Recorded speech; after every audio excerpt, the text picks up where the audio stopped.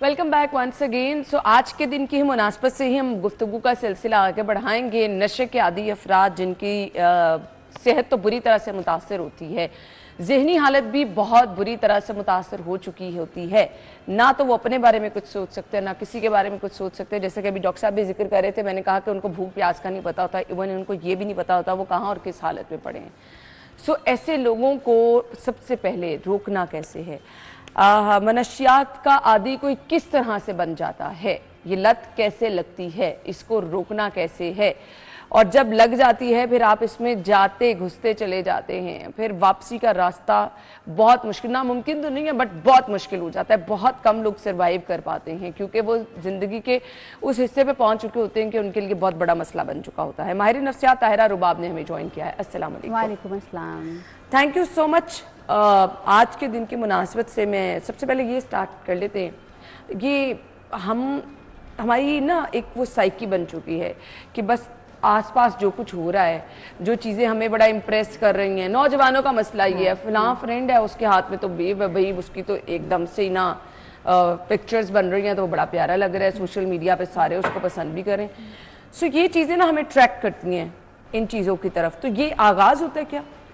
बिल्कुल ये आगाज़ होता है अना। मंशियात में आपके पीयर का बहुत इम्पॉर्टेंट रोल है। बहुत, आप यूँ समझो कि 70% आपका पीयर प्रेशर जो है वो होता है जो कि लोगों को मंशियात की तरफ ले जाता है। और उसके अलावा जो अगली चीज़ होती है ना, समटाइम्स हम ये भी ओवरलुक कर जाते हैं कि कुछ लोग जो हैं सिर्फ अपने पीयर प्रेशर की वजह से ड्रग्स की तरफ नहीं जाते। कुछ लोगों को कुछ साइकोलॉजिकल इश्यूज़ भी होते हैं, जैसे लोगों को डिप्रेशन होता है, अपना मूड को एलिवेट करने के लिए ड्रग्स लेना शुरू कर देते हैं। जैसे लोगों को एंग्जाइटी होती है, अपने आप को काम और वो कूल डूड वाली एक जो दिखानी होती है ना हमने अपनी लुक, उसके लिए हम करना शुरू कर देते हैं।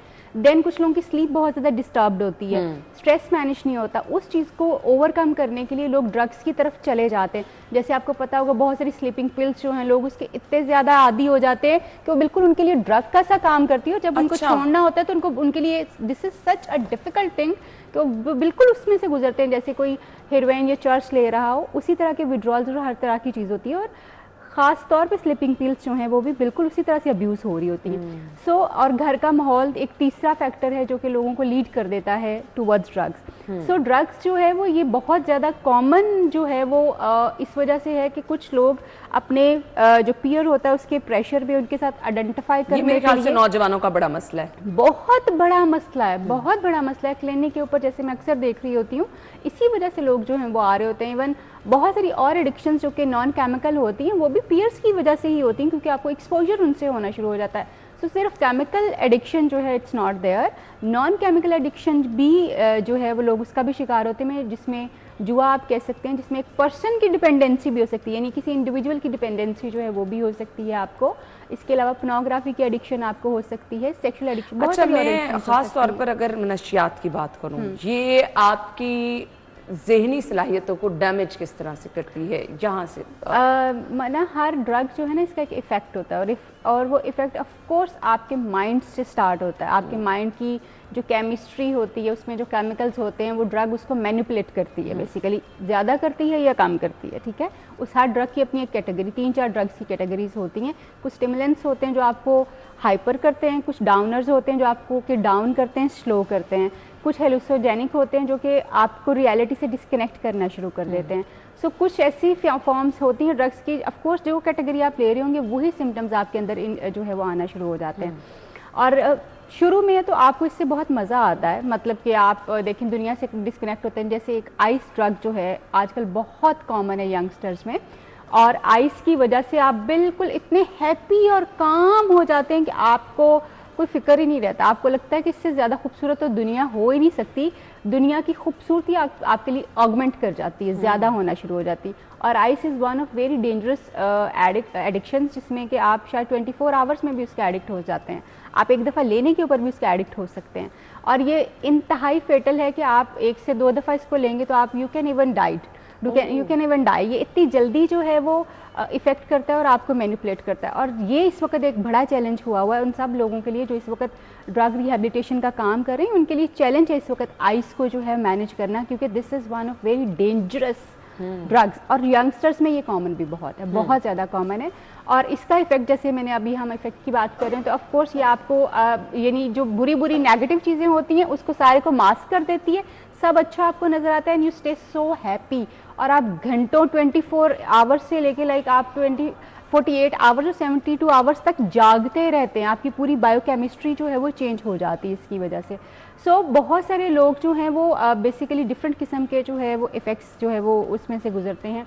जैसे मे बी कुछ लोगों को अगर ये मसला होता है कि वो अटेंशन और कंसंट्रेशन नहीं अपनी ला सकते, तो वो ड्रग्स को यूज़ करते हैं। स्टूडेंट्स जागने के लिए ड्रग्स को यूज़ करते हैं कि उन्होंने जागना है, उन्होंने अटेंशन और कंसंट्रेशन जो है वो देनी है। आईटी के लोग जो हैं, yes they are into this के जी, उन्होंने क्योंकि लंबे अरसे के लिए सिस्टम्स पे बैठ के काम करना है। बहुत सारे प्रोफेशंस इस तरह के हैं जिसको कैरी करने के लिए लोग जो है ड्रग्स की तरफ जो है वो मुसलसल यूज करना ना, हाँ, आपकी ज़हनी सलाहियतें डैमेज होना एग्जैक्टली आप अगर, और इसको हम डिटर्मिन नहीं कर सकते कि कितना अर्सा आप यूज़ करेंगे तो आपको जो है वो इसका आप एडिक्ट हो जाएंगे।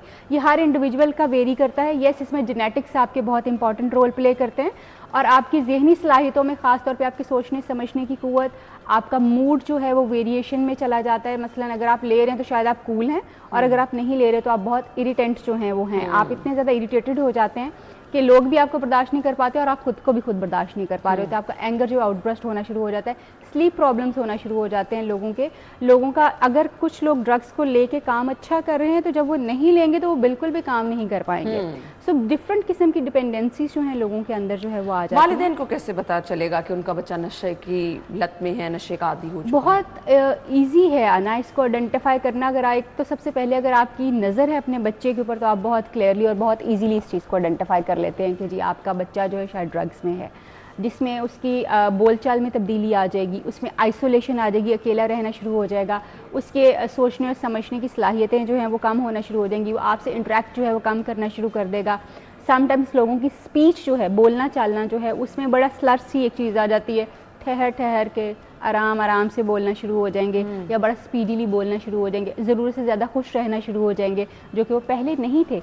इतना क्लियर बिहेवियर चेंज होता है कि उसको अगर आपने आइडेंटिफाई करना हो तो आप बहुत देखा बिल्कुल आइसोलेट हो जाती है, बहुत अपने आप को तन्हा कमरों में बंद कर लेते हैं। और वो एक और क्लियर कट इंडिकेशन है कि आपका बच्चा अगर पहले बैठा हुआ था आप सबके साथ, तो वो अब क्यों कमरे में बैठा हुआ है? क्योंकि ड्रग्स जो है ऑफ कोर्स आपको अनकॉन्शियसली तो ये पता है you are doing something wrong, जो कि आपके पेरेंट्स के लिए और सोसाइटी के लिए एक्सेप्टेबल नहीं है, तो आप उसको हमेशा छुप के और छुपा के करने की कोशिश करते हो, और इन दैट कॉन्टेक्स्ट जो है वो आप ज़्यादा से ज़्यादा आइसोलेशन में जाना शुरू कर देते हो और आइसोलेट हो जाते हो।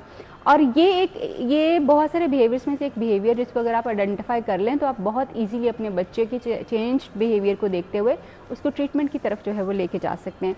येस, एक और प्रिकॉशनरी मेजर जो मैं पेरेंट्स के लिए देना चाहूँगी, क्योंकि स्कूल्स में ड्रग्स बहुत ज़्यादा कॉमन हो रहे हैं, ये हमारे लिए एक और लम्हा फिक्रिया है, क्योंकि बहुत यंग बच्चे जो 12, 13, 14 साल के बच्चे हैं, 15 साल के बच्चे हैं, ये वाला एज ग्रुप जो है ये आजकल ड्रग्स में बहुत ज़्यादा जा रहा है, और वो सिगरेट से स्टार्ट हो रहा है और ये स्कूल्स में हो रहा है। बहुत अच्छे बड़े बड़े नामी ग्रामी स्कूल्स में ये सारी चीज़ें हो रही हैं।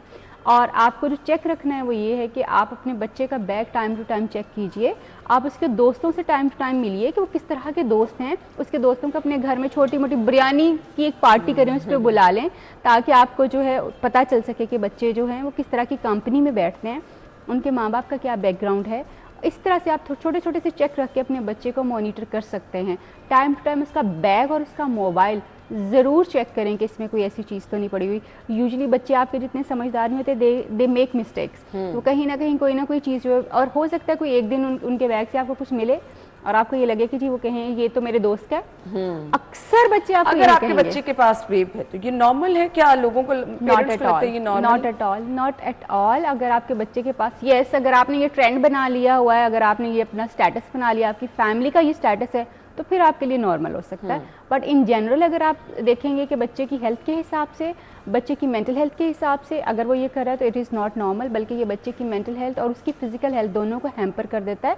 और जितनी अर्ली एज के ऊपर आप ड्रग्स शुरू करते हैं ना उतनी ही जल्दी जो आपके माइंड की जो डेवलपमेंट एक्चुअली आपकी एज के साथ हो वो नहीं हो पाती, वो हैम्पर होना शुरू हो जाती है। एट द सेम टाइम एक और पॉइंट आपको शेयर करूँगी कि बहुत सारे लोग जो कि इंटेलिजेंट लोग होते हैं, एक्स्ट्रा इंटेलिजेंट होते हैं, एक्सेप्शनल्स होते हैं, they are also tend to have addictions. उनमें भी एडिक्शन और ड्रग्स के अब्यूज़ का चांसेस जो है, टेंडेंसीज जो होती हैं वो ज़्यादा होती हैं। So we really need to look into this कि आपका बच्चा जो है उसकी क्या पर्सनैलिटी है और किस तरह की चीज़ें हैं। येस, मैं अभी यहाँ पे आई हूँ क्योंकि हम लोग पेरेंटिंग के ऊपर भी ट्रेनिंग्स करवाते हैं, तो अब पेरेंट्स हमसे ये हेल्प ले सकते हैं कि हम उनको ये बता सकें कि किस तरह से वो अपने बच्चे को। अच्छा, कुछ थेरेपी मैंने आपसे ज़रूर पूछनी है, यहीं से हम गुफ्तगू का सिलसिला आगे बढ़ाएंगे।